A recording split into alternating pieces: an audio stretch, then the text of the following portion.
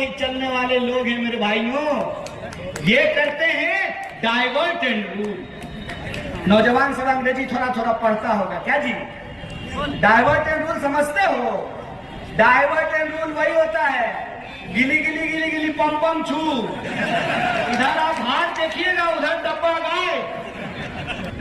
दिन भर टीवी आप खोल करके देख लीजिए, एक बार भी नहीं दिखाता है कि सिलेंडर 1200 में मिल रहा है, एक बार नहीं दिखाता है कि प्याज 100 रुपये किलो मिल रहा है, एक बार चर्चा नहीं होती है कि टमाटर 200 रुपये किलो मिला है, एक बार इस पे बहस नहीं हुई कि नींबू 80 रुपये किलो बिक रहा था, एक बार इस बात की जानकारी नहीं दी जाती है कि 45 साल में देश में सबसे ज्यादा बेरोजगारी हो चुकी है।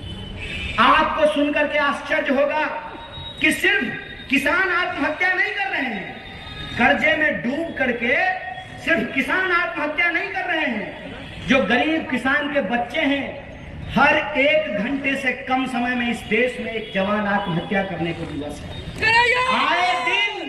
आए दिन महिलाओं के ऊपर अत्याचार होते रहता है। तो ये सवाल हमारे मन में होना चाहिए ना कि हमारा मुद्दा क्या है। अगर हम किसान हैं तो हमारा मुद्दा है कि हमको सही फसल का दाम मिलना चाहिए। खाद लेने के लिए लाइन लगा हो, मतलब क्या हो गया है? अगर हम गरीब हैं तो पहले पैदा होने के लिए लाइन में लगना है, फिर जीवन जीने के लिए लाइन में लगना है, और फिर जब मर जाए तो संस्कार होने के लिए लाइन में लगना है। यही हो रहा है ना। कभी नोट बदलने के लिए लाइन में लगवा देते हैं, कभी टीका लेने के लिए लाइन में लगवा देते हैं, कभी सिलेंडर लेने के लिए लाइन में लगवा देते हैं, और आजकल किसान खाद लेने के लिए लाइन में लगा हुआ है। लगा हुआ है नहीं लगा हुआ है? बोलिए, हम झूठ बोल रहे हैं? तो आपका मुद्दा यह है कि आपको आपके फसल का दाम मिलना चाहिए, आपको सही समय पे खाद और बीज मिलना चाहिए। जो लोग सरकारी नौकरी करते हैं उनको भी तो सुरक्षा की जरूरत है। आप बच जाइएगा दिनेश भाई, तो ये वादा कीजिए कि अगर आप एमएलए बन जाएंगे तो आपको जीवन भर पेंशन मिलेगा। तो आप देश की सेवा करेंगे एमएलए बन करके तो आपको पेंशन मिलेगा, और ये सेना की नौकरी कर रहे हैं, ये देश की सेवा कर रहे हैं, तो इनको पेंशन क्यों नहीं मिलेगा? ये सवाल है कि नहीं? तो कहते हैं कि खजाना में पैसा नहीं है। हाय रे चचा जान, खजाना में पैसा नहीं है तो 20,000 करोड़ का पार्लियामेंट बनाने का क्या जरूरत है?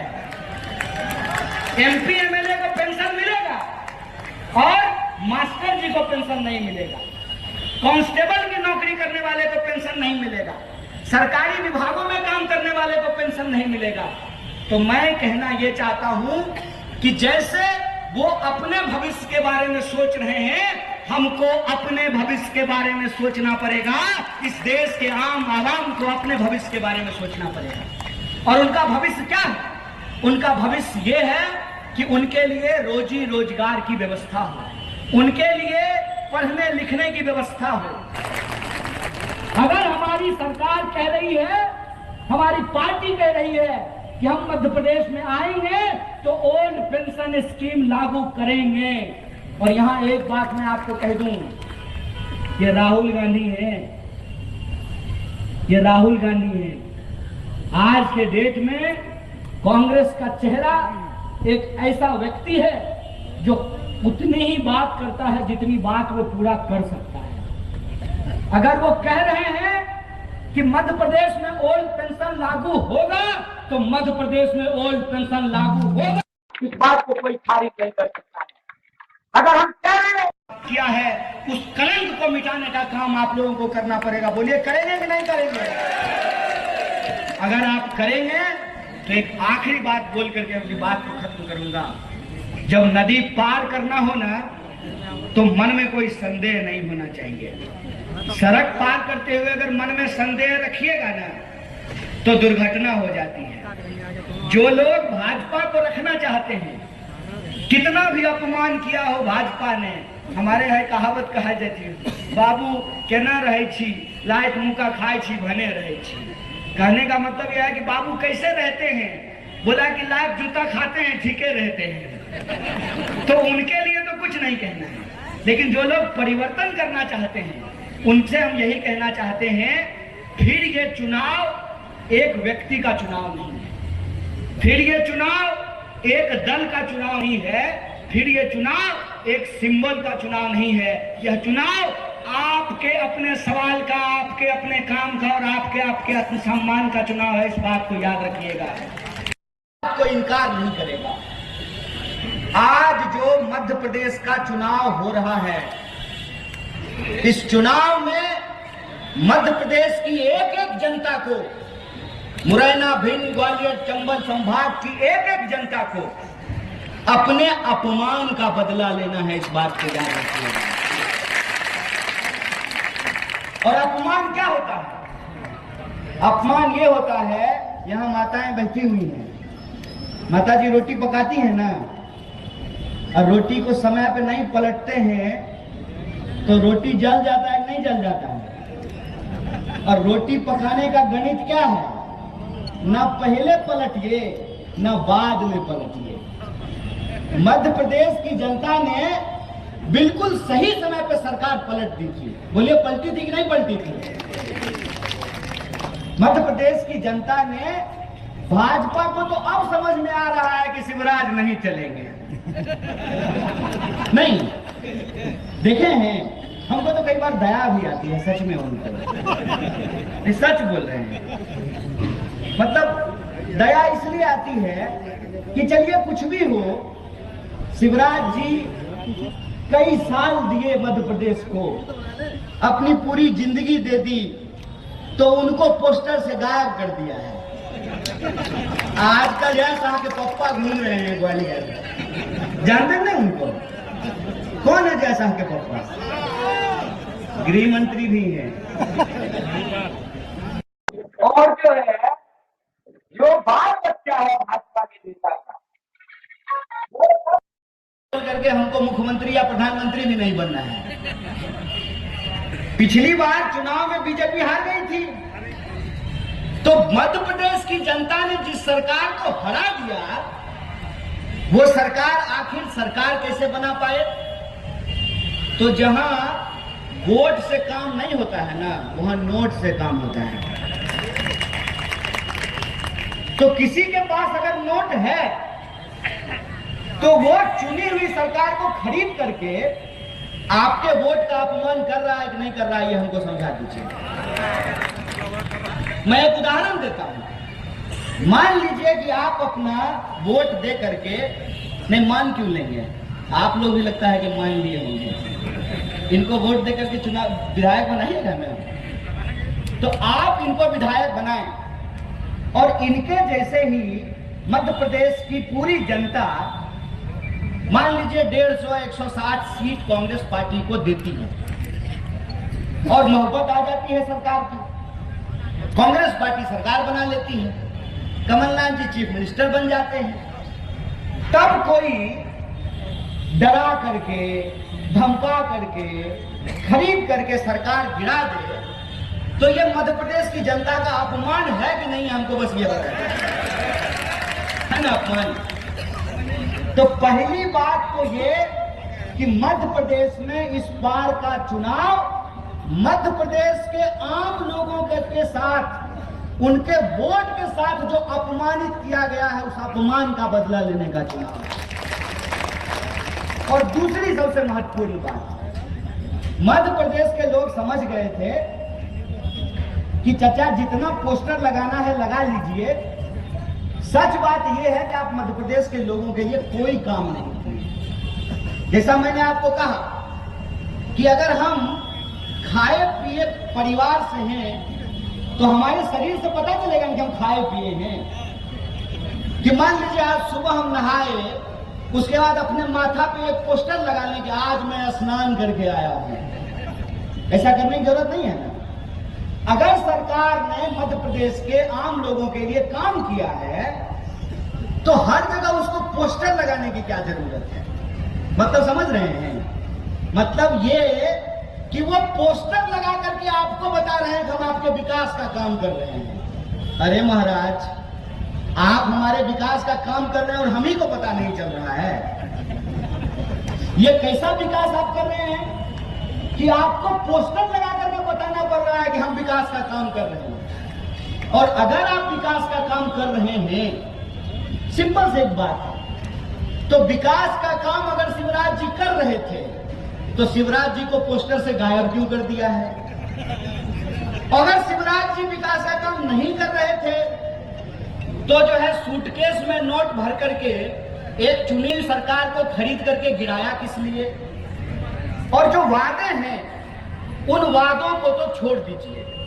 क्या वादा था? कुछ वादे आप लोगों को याद होगा, आप तो किसान प्रकोष्ठ चलाते हैं।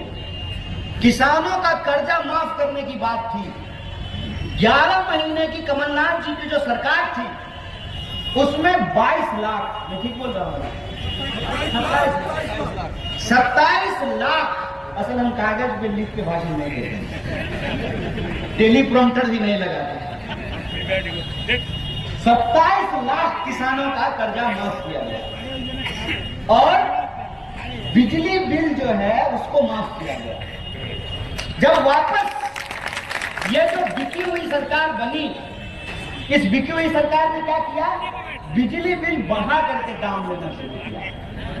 और कोई ऐसा महकमा नहीं है, ये हमको कहने की जरूरत नहीं है, आप मध्य प्रदेश में रहते हैं, आप हमसे बेहतर जानते हैं।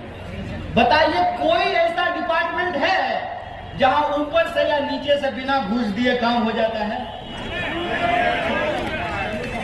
और इधर नौजवान सब खड़ा है, इधर ये जो मंच है ये इतना खूबसूरत मंच है कि इस मंच पे स्वामी जी भी हैं, किसान भी हैं, जवान भी हैं, सेना के लोग भी यहाँ खड़े हैं। साहब मैं आपको बता दूं, मेरे परिवार से 16 लोग बेंच की नौकरी करते हैं, 16 लोग। और हम जानते हैं कि आम परिवारों के लोगों की स्थिति क्या है। स्थिति ये है कि कहीं नौकरी मिल जाए, कोई काम मिल जाए तो हम चाहते हैं कि वो काम हमको मिले, हम नौकरी करें। काम की हालत ये बना दी गई है कि पहले तो भर्ती नहीं आती है, भर्ती आती है तो एग्जाम नहीं होता है, एग्जाम हो जाता है तो रिजल्ट पैसा लेकर के निकाला जाता है। अभी पटवारी घोटाला हुआ है नहीं हुआ है? और साहब आप जब नौकरी किए थे तो आपको पूरी नौकरी थी। ये जो एमएलए बनेंगे धीरज भाई, दिनेश भाई, तो ये बनेंगे 5 साल के लिए। इधर जो जवान सब खड़ा है ना, दोस्त जानते हो, एमपी बनेगा 5 साल के लिए, हम फौज का नौकरी करने के लिए 4 साल के लिए जाएंगे। बोलो ये बेईमानी है कि नहीं है? मैं सबसे पहले मुरैना की पवित्र मिट्टी को नमन करता हूँ, प्रणाम करता हूँ। पसीने की कमाई से अपने परिवार का भरण पोषण करने वाले मुरैना के और इस इलाके के एक एक नागरिकों को क्रांतिकारी जय भीम प्रेस करता हूँ, उनका क्रांतिकारी अभिनंदन करता हूँ। दोस्तों, मैं आपसे 2-4 सीधी बात करना चाहता हूँ, क्योंकि चुनाव का वक्त है और चुनाव एक ऐसा वक्त होता है कि जिसमें हर कोई अपने बारे में अच्छी ही बात करता है। कोई नहीं कहता है कि हमारा दही खट्टा है, हर कोई कहता है कि हमारा दही मीठा है। तो इस बात की चिंता आप मत कीजिएगा कि हम आपके सामने भारतीय राष्ट्रीय कांग्रेस और हमारे भारतीय राष्ट्रीय कांग्रेस के एक साधारण कार्यकर्ता से होते हुए किसान प्रकोष्ठ का अध्यक्ष बनने वाले भाई धीरज, जो हमारे दिनेश गुर्जर जी हैं, इनके प्रशंसा और तारीफ में मैं कोई बात नहीं कहूंगा। वो बात मैं इसलिए नहीं कहूंगा कि कहते हैं हाथ कंगन को आरसी क्या और पढ़े लिखे को फारसी क्या। मतलब अगर हम कपड़ा पहने हुए हैं तो सबको दिख रहा है ना, हम कपड़ा पहने तो सबको दिख रहा है। अगर ये आपके ही बीच के हैं, ये अगर आपके बेटे के समान हैं, ये अगर आपके बीच में रहते हैं तो हमसे ज्यादा आप इनको जानते हैं। है कि नहीं है? अब आप ही बताइए कि कोई दिल्ली से चल करके, बेंगलोर से चल के, कलकत्ता से चल के, हेलीकॉप्टर लेकर के, उड़न खटोला लेकर के आपके बीच में आए और आपको ये समझाने की कोशिश करे कि मुरैना के लिए क्या अच्छा है, मुरैना के लिए क्या बुरा है, तो आपको मन में यह बात नहीं होगा कि जुम्मा 8 दिन पैदा हुए हो और मुरैना के लोगों को समझा रहे हो। अरे जो लोग मुरैना में रहते हैं, जो लोग ग्वालियर में पैदा हुए हैं, जो चंबल के इस इलाके में जिनकी पीढ़ियों ने अपनी जिंदगी गंवा दी है, उनके बारे में तो हम सिर्फ एक बात जानते हैं कि इस इलाके में लड़ाकू पैदा होते हैं, बिकाऊ नहीं पैदा होते हैं। हम ये बात जानते हैं। हम तो यहाँ सिर्फ इस बात के लिए आए हैं कि किस इंसान ने, किस पार्टी ने बागियों की इस धरती को, नाम को कलंकित करने का काम किया है, हम उससे आंख से आंख मिला करके सवाल पूछने के लिए आए हैं। हम तो सिर्फ ये जानने समझने के लिए आए हैं कि जिस इलाके के बारे में कहा जाता था कि साहब डकैत तो संसद में होते हैं, हमारे इलाके में बागी पैदा होते हैं।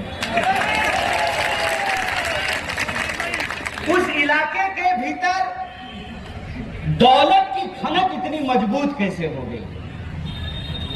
उस इलाके के भीतर किसी पार्टी ने इतना कैसे नफरत फैला दिया कि आपस के लोग ही एक दूसरे को संदेह की नजर से देखने लगे। विकास का ऐसा कौन सा सपना दिखाया गया कि आंख के सामने होने वाले विनाश को नहीं देख पा रही। मैंने आपको कहा, मैं आपसे सीधी बात करना चाहता हूं, मुझे बकवास करने की आदत नहीं है और सच बोलने के लिए किसी लाग लपेट की जरूरत नहीं होती है।